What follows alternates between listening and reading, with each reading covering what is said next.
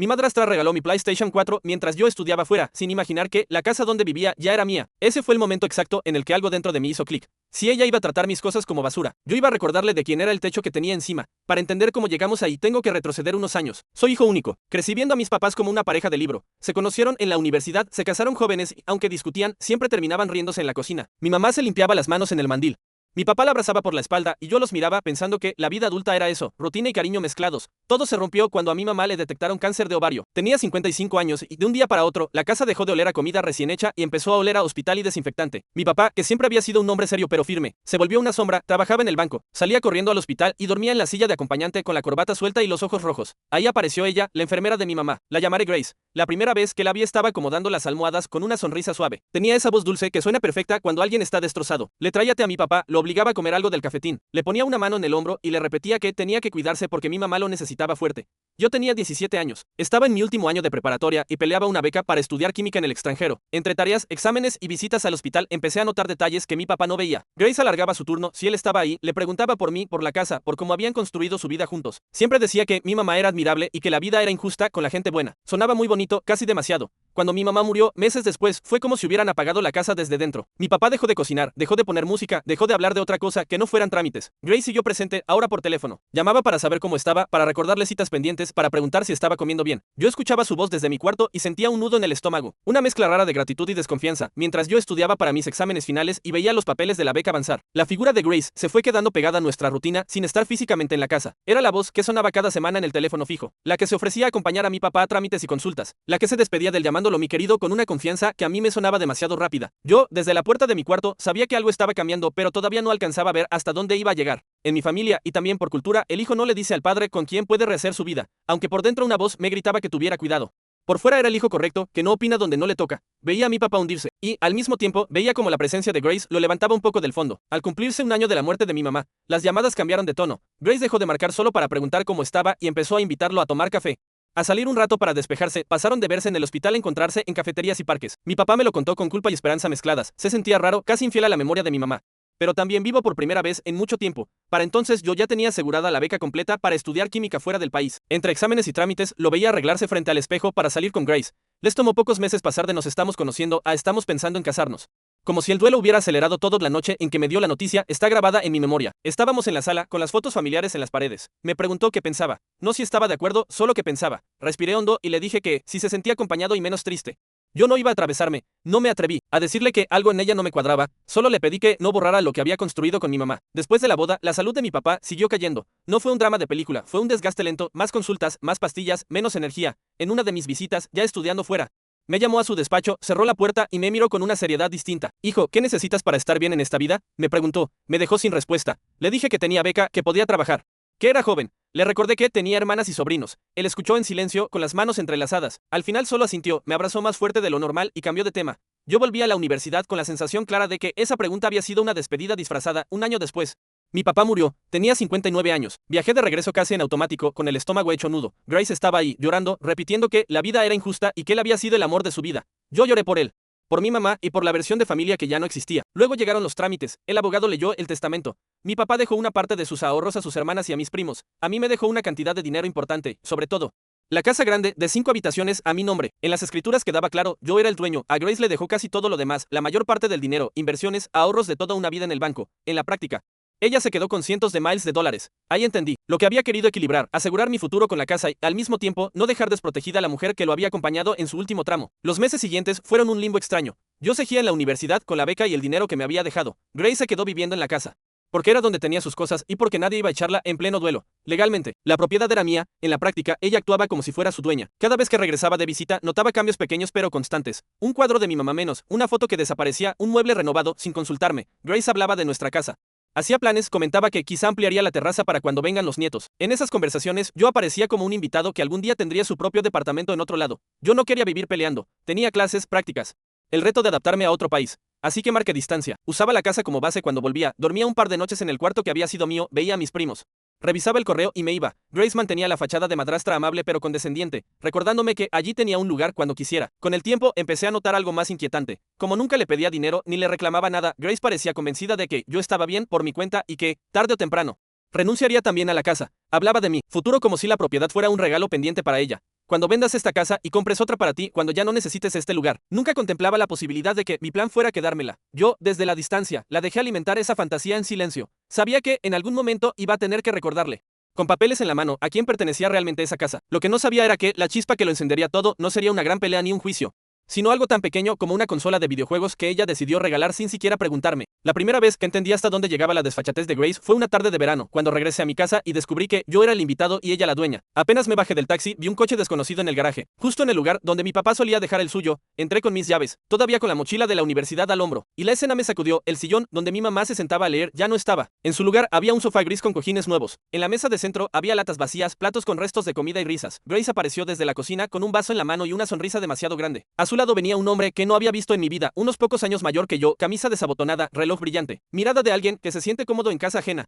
Ah, mira, ya llegó, dijo Grace, como si esperara al repartidor de comida y no al hijo del hombre que había construido ese lugar. Mi vida, te presento a Iván, es mi novio. Iván me dio una palmada en el hombro. Así que tú eres el chico, dijo, mirándome de arriba abajo. Ya me habían hablado de ti, el chico, no el hijo de, no el dueño de la casa, solo el chico que entra en su propio hogar y estorba. Intenté no reaccionar. Dejé la mochila en el pasillo, me quité los tenis y pregunté por educación cómo estaban. Grace se lanzó a contarme sus planes, que si habían ido a cenar a tal lugar, que si estaban remodelando nuestra sala, que si estaban viendo opciones para cambiar la televisión porque ya se veía vieja. Esa televisión la había comprado mi papá con el aguinaldo de un año. Lo que realmente me golpeó llegó un rato después, cuando subí a mi cuarto. Lo encontré distinto. La cama estaba en el mismo lugar, pero faltaban cosas. Mis cajas con videojuegos, mis libros, hasta un póster que tenía desde la preparatoria. Todo se veía más despejado, más adulto, como si hubieran intentado borrar cualquier rastro de adolescente. Sil, dijo Grace, asomándose por la puerta sin tocar. Aproveché que estabas fuera para hacer espacio. Tu cuarto se veía muy cargado. Tragué saliva. ¿Y mis cosas?, pregunté, tratando de mantener la voz neutra. Guardé algunas en el closet, dijo, encogiéndose de hombros. Otras las regalé. No las usabas. Por ejemplo, esa consola que tenías ahí. ¿Cómo se llama? La gris. Esa ya se fue. Sentí un golpe en el estómago. ¿Mi consola?, repetí. ¿La que yo compré con mi dinero? Grace hizo un gesto con la mano, restándole importancia a Dai. No exageres. Se la di al primo de Iván, que tiene un niño. Tú ya estás grande para andar con juegos. Además, casi ni la prendías. Es mejor que alguien la aproveche. En ese momento, algo en mí cambió. No era solo el objeto. Era el mensaje. Tus cosas no valen. Tu espacio es algo que yo puedo reorganizar, regalar, borrar. Porque me incomoda ver algo que no encaja en mi idea de mi hogar. Iván, desde el pasillo, se rió. Sí, hombre, no te lo tomes tan en serio, le añadió. De todos modos, ya casi ni vienes. Esto ya debería sentirse como nuestra casa, ¿no? Nuestra casa. Esa frase se me quedó pegada. No dije nada. Sentí los hombros tensos, la sangre en los oídos, pero me tragué todas las respuestas que querían salir. Sabía que cualquier explosión en ese momento solo me haría ver como el hijo malcriado que no acepta que su papá rehizo su vida. Así que respiré hondo. Miré la esquina vacía donde antes estaba la consola. Imaginé la caja, los controles, las horas de juego en las noches en las que mi papá ya dormía y solo asentí. Está bien, dije. Ya lo hablaremos luego. Grace sonrió, satisfecha, convencida de que me había dado una lección de madurez. Se acercó, me dio una palmadita en la mejilla como si yo fuera un niño y remató, tú siempre vas a tener un lugar aquí, cariño. Esta es tu casa también, solo que ya no podemos vivir atados al pasado.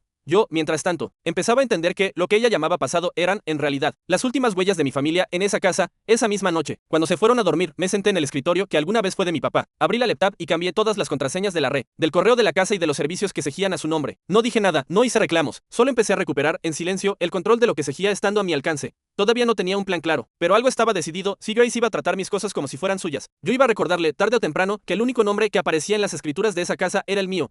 Después de esa visita, dejé de ir tan seguido a la casa, no porque ya no me importara, sino porque cada paso que daba dentro me recordaba que el lugar donde había crecido se estaba convirtiendo en un escenario donde yo sobraba. Grace estaba encantada, hablaba de nuestras cortinas, nuestro comedor, nuestra sala, y en ese nosotros siempre estaban ella y Iván, nunca yo. Una tarde, poco antes de mi graduación, me llamó a la cocina, se acomodó el cabello, sirvió café y sonrió. Quería contarte algo, él dijo. Iván y yo hemos decidido casarnos. Lo soltó esperando aplausos. Yo respiré hondo. Si tú estás bien, me alegro, respondí. ¿Ya saben cuándo? Pronto, él contestó. Será en mi país con mi familia. Algo íntimo. No quiero que te sientas comprometido. Sé que tienes tu universidad, tu vida, y viajar hasta allá es caro. Sonaba preocupación por mí, pero también a excusa para no incluirme. Asentí. Igual yo ya estoy viendo dónde viviré. Después de la graduación, añadí. Me ofrecieron trabajo aquí, así que en unos meses seguro me mudo a un departamento cerca de la oficina. Vi cómo se le iluminó la cara. Eso es maravilloso, él dijo. Siempre he pensado que necesitas tu propio espacio, pero ya sabes que aquí tendrás un cuarto. Esta también es tu casa. En su boca también sonaba vacío. Para ella, la casa era el premio por haber estado con mi papá hasta el final. Yo solo era el hijo que, con suerte, se iría pronto. Pasaron unas semanas. Terminé exámenes, avancé con los trámites del trabajo y regresé a la casa una vez más. Me recibió con flores en la mesa y una expresión calculada. Ya tenemos fecha para la boda y para el viaje, él dijo. Nos vamos varias semanas. Me preocupa dejar la casa sola. Hay cosas de valor, recuerdos, papeles. Quisiera pedirte un favor grande, guarde silencio. ¿Podrías quedarte aquí mientras estamos fuera? Preguntó. Cuidar la casa, revisar que todo esté en orden. Me daría mucha tranquilidad saber que tú estás al pendiente. La ironía casi me hizo reír. Me estaba pidiendo que cuidara la casa que legalmente era mía. Claro, respondí. Puedo hacerme cargo de esa noche en el cuarto que una vez fue mío. Saqué del cajón una carpeta que llevaba meses casi intacta, copias del testamento, escrituras, notas del abogado. Las extendí sobre la cama. Ver mi nombre repetido como dueño de la propiedad me devolvió algo que Grace me había ido quitando poco a poco. La certeza de que no era un invitado de paso. Al día siguiente, llamé al abogado de mí.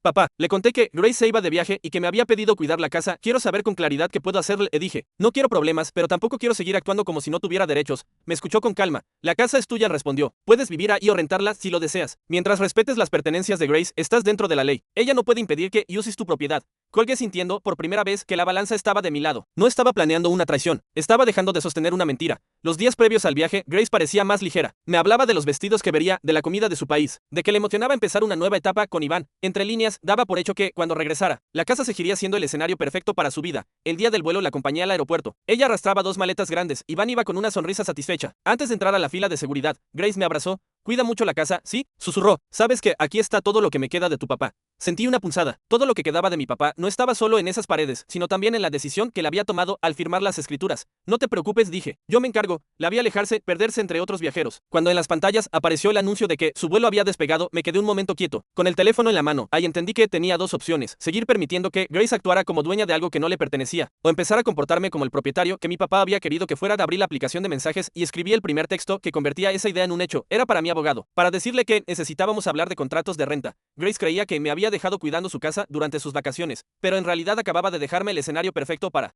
reclamar, por fin, la mía. Después de esa visita, dejé de ir tan seguido a la casa, no porque ya no me importara, sino porque cada paso que daba dentro me recordaba que el lugar donde había crecido se estaba convirtiendo en un escenario donde yo sobraba. Grace estaba encantada, hablaba de nuestras cortinas, nuestro comedor, nuestra sala, y en ese nosotros siempre estaban ella y Iván, nunca yo. Una tarde, poco antes de mi graduación, me llamó a la cocina, se acomodó el cabello, sirvió café y sonrió. Quería contarte algo, dijo. Iván y yo hemos decidido casarnos. Lo soltó esperando aplausos. Yo respiré hondo. Si tú estás bien, me alegro, respondí. ¿Ya saben cuándo? Pronto él contestó. Será en mi país con mi familia. Algo íntimo. No quiero que te sientas comprometido. Sé que tienes tu universidad, tu vida, y viajar hasta allá es caro. Sonaba preocupación por mí, pero también a excusa para no incluirme. Asentí. Igual yo ya estoy viendo dónde viviré. Después de la graduación, añadí. Me ofrecieron trabajo aquí, así que en unos meses seguro me mudo a un departamento cerca de la oficina. Vi cómo se le iluminó la cara. Eso es maravilloso, dijo. Siempre he pensado que necesitas tu propio espacio, pero ya sabes que aquí tendrás un cuarto. Esta también es tu casa. En su boca también sonaba vacío. Para ella, la casa era el premio por haber estado con mi papá hasta el final. Yo solo era el hijo que, con suerte, se iría pronto. Pasaron unas semanas. Terminé exámenes, avancé con los trámites del trabajo y regresé a la casa una vez más. Me recibió con flores en la mesa y una expresión calculada. Ya tenemos fecha para la boda y para el viaje, él dijo. Nos vamos varias semanas. Me preocupa dejar la casa sola. Hay cosas de valor, recuerdos, papeles. Quisiera pedirte un favor grande, guarde silencio. ¿Podrías quedarte aquí mientras estamos fuera? Preguntó. Cuidar la casa, revisar que todo esté en orden. Me daría mucha tranquilidad saber que tú estás al pendiente. La ironía casi me hizo reír. Me estaba pidiendo que cuidara la casa que legalmente era mía. Claro, respondí. Puedo hacerme cargo de esa noche en el cuarto que una vez fue mío. Saqué del cajón una carpeta que llevaba meses casi intacta, copias del testamento, escrituras, notas del abogado. Las extendí sobre la cama. Ver mi nombre repetido como dueño de la propiedad me devolvió algo que Grace me había ido quitando poco a poco. La certeza de que no era un invitado de paso. Al día siguiente, llamé al abogado de mí. Papá, le conté que Grace se iba de viaje y que me había pedido cuidar la casa. Quiero saber con claridad qué puedo hacerle, dije. No quiero problemas, pero tampoco quiero seguir actuando como si no tuviera derechos. Me escuchó con calma. La casa es tuya, respondió. Puedes vivir ahí o rentarla si lo deseas. Mientras respetes las pertenencias de Grace, estás dentro de la ley. Ella no puede impedir que uses tu propiedad. Colgué sintiendo, por primera vez, que la balanza estaba de mi lado. No estaba planeando una traición. Estaba dejando de sostener una mentira. Los días previos al viaje, Grace parecía más ligera. Me hablaba de los vestidos que vería, de la comida de su país, de que le emocionaba empezar una nueva etapa con Iván. Entre líneas, daba por hecho que, cuando regresara, la casa seguiría siendo el escenario perfecto para su vida. El día del vuelo la acompañé al aeropuerto. Ella arrastraba 2 maletas grandes. Iván iba con una sonrisa satisfecha. Antes de entrar a la fila de seguridad, Grace me abrazó. ¿Cuida mucho la casa? Sí, susurró. Sabes que aquí está todo lo que me queda de tu papá. Sentí una punzada. Todo lo que quedaba de mi papá no estaba solo en esas paredes, sino también en la decisión que le había tomado al firmar las escrituras. No te preocupes, dije. Yo me encargo. La vi alejarse, perderse entre otros viajeros. Cuando en las pantallas apareció el anuncio de que su vuelo había despegado, me quedé un momento quieto, con el teléfono en la mano. Ahí entendí que tenía 2 opciones: seguir permitiendo que Grace actuara como dueña de algo que no le pertenecía, o empezar a comportarme como el propietario que mi papá había querido que fuera. Abrí la aplicación de mensajes y escribí el primer texto que convertía esa idea en un hecho. Era para mi abogado, para decirle que necesitábamos hablar de contratos de renta. Grace creía que me había dejado cuidando su casa durante sus vacaciones, pero en realidad acababa de dejarme el escenario perfecto para reclamar, por fin, la mía. Creí que la historia con Grace había terminado el día que se fue caminando calle abajo, arrastrando la maleta y prometiendo que me iba a arrepentir. La casa estaba arrendada, sus cosas a salvo en una bodega, y yo por fin vivía en un departamento donde cada objeto estaba y porque yo lo había elegido. Durante un tiempo, todo fue silencio, pasó más de un año. Me estabilicé en el trabajo, me ascendieron una vez y, sin buscarlo, conocí a alguien en el restaurante donde cenaba después de la oficina. Ella trabajaba cerca, comía sola, a veces llevaba un libro. Empezamos intercambiando comentarios sobre lo mala que era la sopa del día y terminamos compartiendo fines de semana y planes. La renta de la casa se había convertido en un colchón que nos permitía pensar en el futuro sin que cada gasto fuera una amenaza. Yo veía mis estados de cuenta y pensaba en mi papá, en cómo, incluso después de muerto, seguía dándome estabilidad. La primera señal de que el pasado no estaba tan enterrado como creía fue una llamada de una de mis tías. Una tarde de domingo. Necesito hablar contigo, dijo, sin saludar casi. ¿Qué hiciste con Grace? Me tensé. ¿A qué te refieres? Acaba de llamarme llorando, le explicó. Dice que la sacaste a la calle, que le quitaste la casa donde vivió con tu papá, que se quedó sin nada, que no la dejaste ni entrar a recoger su ropa. No me sorprendió que Grace se presentara como víctima. Lo que me dolió fue imaginarla usando el nombre de mi papá para manipular. Le conté a mi tía lo que había pasado, el testamento, las escrituras, la bodega pagada por meses, el contrato de renta. La escena en la puerta. Hablé despacio, tratando de no sonar a defensa desesperada. Al terminar, ella suspiró. Sabes que yo no me llevo bien con ella, dijo. Pero tampoco quiero que la gente diga que la dejamos tirada. ¿Puedes mandarme copia de esos papeles? Esa misma noche escaneé todo y se lo envié. Mi tía me agradeció y, de paso, me contó algo más. Grace no solo la había llamado a ella. Había buscado a otras tías, a primos lejanos, a viejos amigos de mi papá. En todas las versiones. Yo aparecía como el hijo frío que aprovechó la enfermedad de su padre para quedarse con la casa y echar a la pobre viuda a la calle. Intenté convencerme de que eran solo chismes de familia. Pensé que, con el tiempo, quienes quisieran conocer la otra versión me preguntarían. Me repetí que no podía controlar lo que Grace contara en salas ajenas. Unos días después, un primo me mandó una captura de pantalla de una red social que casi no uso. Era un texto escrito en tono dramático, sin nombres pero con suficientes detalles para que cualquiera de nuestro círculo pudiera reconocerme. Hay hijos que solo esperan a que su padre enferme para quedarse con todo. Casas arrancadas a mujeres que cuidaron hasta el último suspiro. Personas que se hacen llamar profesionales serios pero construyen su vida sobre injusticias. Respiré hondo. Mi primera reacción fue de rabia. La segunda, de vergüenza, aunque no hubiera hecho nada malo. Empecé a imaginar a conocidos leyendo eso. A vecinos de la colonia de mi infancia tomando partido sin saber la historia completa. Se lo enseñé a mi pareja en la cocina, con el celular en la mano. ¿Y si la bloqueo ya? Pregunté. Ella leyó en silencio. Puedes bloquearla, dijo. Pero eso no va a evitar que siga hablando. La pregunta es hasta dónde estás dispuesto a dejar que se meta en tu vida. Quise dejarlo ahí. Borré la captura, dejé el celular a un lado y me sumergí en el trabajo pensando que el ruido se apagaría. Solo pero Grace nunca ha sido de las que se conforman con hablar a espaldas de alguien cuando cree que todavía puede hacer daño de frente. Una mañana estaba en la oficina revisando correos cuando vi el aviso de recursos humanos. Te solicitamos pasar al área de RRHH al terminar tu jornada. Motivo: revisión de información personal. Sentí un vacío en el estómago. No había cometido ninguna falta, no había llegado tarde, no había tenido problemas con nadie. Aún así, ese tipo de mensajes tienen el poder de hacer que uno repase cada minuto de las últimas semanas. Al final del día, toqué la puerta de la oficina de RRHH. Me recibió la responsable del área, con expresión neutra y un nombre de legal que conocía de vista. Tranquilo, dijo ella, antes de que pudiera decir nada. No estás en problemas, pero necesitamos hablar de algo delicado. Me invitaron a sentarme. Sobre la mesa había unas hojas impresas con resaltados amarillos. Hace 2 días, le explicó, llegó un correo anónimo al buzón general de la empresa. Nos acusan de tener en plantilla a alguien que se apropió de la casa de su padre enfermo, que manipuló un testamento y que echa a mujeres viudas a la calle. El hombre de legal intervino normalmente. Correos anónimos con chismes familiares se ignoran, dijo. Pero en este caso, se mencionan nombres completos, la ciudad donde vives, el nombre del banco donde trabajaba tu papá, detalles concretos. Por protocolo, tenemos que escucharte. Me pasaron las hojas. Leí el texto. No decía Grace, pero reconocí su manera de contar las cosas. El énfasis en lo que había sufrido. Las frases sobre cuidar a alguien hasta el último suspiro. La insinuación de que yo me había aprovechado mientras ella se rompía la espalda. Lo que más me heló fue una línea al final: si a su empresa le importa su reputación, debería investigar mejor a quién pone como cara de sus proyectos. Era un intento directo de poner en duda mi puesto. Sé quién lo escribió, dije, y puedo probar que no es verdad lo que cuenta. Les conté, con menos detalles emocionales y más fechas, la historia que ya conoces, la enfermedad de mi mamá, la relación de Grace con mi papá, el testamento, las escrituras, la bodega, el contrato de renta, la escena de la puerta. Mientras hablaba, sentía otra vez el peso de cada decisión, pero también en la claridad de haberla tomado con información y no por capricho. Tengo copias de todo, añadí al final. Puedo traerlas mañana. La responsable de RRHH asintió. No estamos aquí para juzgar tu vida personal, dijo. Lo que nos preocupa es que alguien esté intentando usarla para presionarte a través de la empresa. Queremos asegurarnos de que estás protegido y de que no hay nada que pueda afectar legalmente a la compañía. El de legal tomó notas, trae los documentos y pidió. Vamos a archivarlos con el correo por si esta persona insiste. También te sugeriría que hables con un abogado por tu cuenta. Si esto escala, puede convertirse en acoso. Salí de la oficina con las piernas un poco flojas. Hasta ese momento, el conflicto con Grace había estado contenido en la esfera de la familia y de la casa. Ese correo cruzaba una línea, estaba intentando manchar el único lugar donde yo me sentía completamente ajeno a todo ese drama. Esa noche, en el departamento, extendí sobre la mesa todos los papeles: testamento, escrituras, el recibo de la bodega, el contrato de arrendamiento, las notas de mi abogado. Mi pareja me ayudó a ordenarlos, a poner post-its con fechas, a subrayar cláusulas. Mientras lo hacíamos, me di cuenta de algo cuando peleé por la casa. Lo hice cansado de que me trataran como invitado. Esta vez era distinto. Esta vez no estaba defendiendo paredes, sino algo que no se puede volver a comprar si se ensucia lo suficiente. Mi nombre. Si no pones un alto aquí, me dijo ella, marcando con un marcador una frase en las escrituras. Va a seguir buscándote puntos débiles toda la vida. Esa frase fue el punto de quiebre. Al día siguiente, no solo llevé los documentos a recursos humanos, también marqué de nuevo el número de mi abogado. Había recuperado mi casa. Ahora tocaba decidir hasta dónde estaba dispuesto a llegar para recuperar algo más abstracto, pero igual de valioso, la tranquilidad de saber que, si alguien hablaba mal de mí, al menos no sería porque nunca me defendí. Creí que la historia con Grace había terminado el día que se fue caminando calle abajo, arrastrando la maleta y prometiendo que me iba a arrepentir. La casa estaba arrendada, sus cosas a salvo en una bodega, y yo por fin vivía en un departamento donde cada objeto estaba ahí porque yo lo había elegido. Durante un tiempo, todo fue silencio, pasó más de un año. Me estabilicé en el trabajo, me ascendieron una vez y, sin buscarlo, conocí a alguien en el restaurante donde cenaba después de la oficina. Ella trabajaba cerca, comía sola, a veces llevaba un libro. Empezamos intercambiando comentarios sobre lo mala que era la sopa del día y terminamos compartiendo fines de semana y planes. La renta de la casa se había convertido en un colchón que nos permitía pensar en el futuro sin que cada gasto fuera una amenaza. Yo veía mis estados de cuenta y pensaba en mi papá, en cómo, incluso después de muerto, seguía dándome estabilidad. La primera señal de que el pasado no estaba tan enterrado como creía fue una llamada de una de mis tías. Una tarde de domingo. Necesito hablar contigo, dijo, sin saludar casi. ¿Qué hiciste con Grace? Me tensé. ¿A qué te refieres? Acaba de llamarme llorando, le explicó. Dice que la sacaste a la calle, que le quitaste la casa donde vivió con tu papá, que se quedó sin nada, que no la dejaste ni entrar a recoger su ropa. No me sorprendió que Grace se presentara como víctima. Lo que me dolió fue imaginarla usando el nombre de mi papá para manipular. Le conté a mi tía lo que había pasado. El testamento, las escrituras, la bodega pagada por meses, el contrato de renta. La escena en la puerta. Hablé despacio, tratando de no sonar a defensa desesperada. Al terminar, ella suspiró. Sabes que yo no me llevo bien con ella, dijo. Pero tampoco quiero que la gente diga que la dejamos tirada. ¿Puedes mandarme copia de esos papeles? Esa misma noche escaneé todo y se lo envié. Mi tía me agradeció y, de paso, me contó algo más. Grace no solo la había llamado a ella. Había buscado a otras tías, a primos lejanos, a viejos amigos de mi papá. En todas las versiones.